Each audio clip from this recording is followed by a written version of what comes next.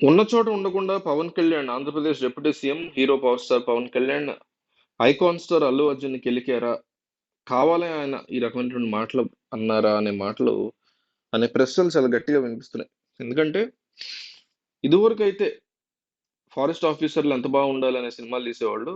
గంధద గుడి లాంటి సినిమాలు నాకు చాలా ఇష్టమైన సినిమా. ఆమ్, రాజ్ కుమార్ చేశారు అని మాట్లాడిన పవన్ కళ్యాణ్ ఇప్పుడు స్మగ్లర్లు చెట్లు కొట్టే వాళ్ళు హీరోలుగా సినిమాలు వస్తున్నారు, చేస్తున్నారు, ఇది మన దౌర్భాగ్యం అని మాట్లాడారు. డెఫినెట్లీ అది పుష్ప సినిమా గురించి ఎవరైనా ఈజీగా చెప్పగలరు. ఈ మధ్య కాలంలో వచ్చినటువంటి స్మగ్లింగ్ సినిమా, ఈ మధ్య అంటే గత 10 ఏళ్ళగా ఇంకేముంది, చెట్లు కొట్టి స్మగ్లింగ్ చేసిన సినిమా అదొకటే కదా. అంతకు ముందుకెళ్తే మేబీ వీరప్పన్ మీద సినిమా తీశారు, రామ్ గోపాల్ వర్మ బయోపిక్ తీశారు. రీసెంట్ గా కూడా వీరప్పన్ మీద ఇంకొక చిన్న డాక్యుమెంటరీ వచ్చింది, మేబీ నెట్ఫ్లిక్స్ లోదే. అది పవన్ కళ్యాణ్ చూసుంటారో ఆయన మైండ్ లో అంత పడి ఉంటుందో అనుకోను కానీ గతంలో మాత్రం రామ్ గోపాల్ వర్మ ఒక బయోపిక్ టైప్ లో తీశారు వీరప్పన్. చాలా బాగుంటది, మీరు చూడండి, ఎక్కడ ఉంది, ఎక్సలెంట్ ఉంటుంది, బాగా తీసాడు.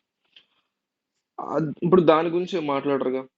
సో అందువల్ల అల్లు అర్జున్ ఫ్యాన్స్ అయితే చాలా సీరియస్ గా హర్ట్ అయ్యారు, అల్లు అర్జున్ కూడా హర్ట్ అయ్యే ఉంటారు. మొన్న ఎన్నికల నుంచి, అంతకుముందు చెప్పన్ బ్రదర్ ఇన్సిడెంట్ నుంచి కూడా మెగా వర్సెస్ అల్లుగా పరిస్థితి మారిపోయిన నేపథ్యంలో పవన్ కళ్యాణ్ పరిస్థితి ఏంటి, ఆయన ఎందుకు ఇలాంటి మాట అనాల్సి వచ్చింది అనేటువంటి డిస్కషన్.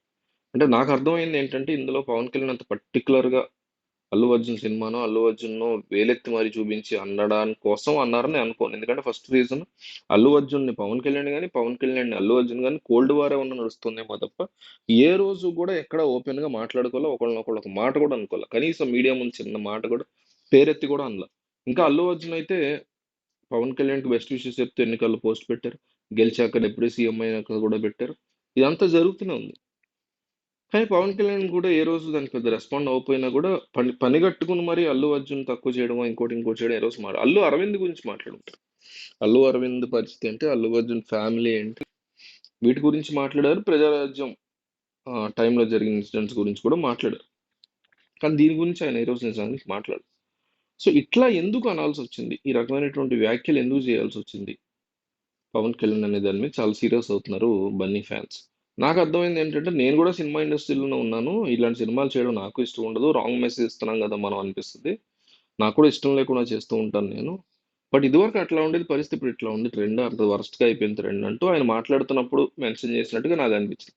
ఇంతకీ కర్ణాటక ఎందుకు వెళ్ళారంటే, పవన్ కళ్యాణ్ ఆంధ్రప్రదేశ్లో జరుగుతున్నటువంటి, మొన్న వైసీపీ ప్రభుత్వంలో జరిగాయని ఆరోపిస్తున్నటువంటి గంధపు చెక్కల స్మగ్లింగ్, గంధపు చెట్ల స్మగ్లింగ్, చెక్కల స్మగ్లింగ్ ఏదైతే ఉందో దాన్ని నిర్మూలించడానికి ఈయన వెళ్ళారు అనే మాట అయితే మరి గట్టిగా వినిపిస్తుంది. సో దీన్ని బట్టి మీకేం అర్థమైంది, మీకేమనిపించింది, ఈయన నిజంగా అల్లు అర్జున్ అన్నారా లేదా అనేది మీరు కామెంట్ చేయండి.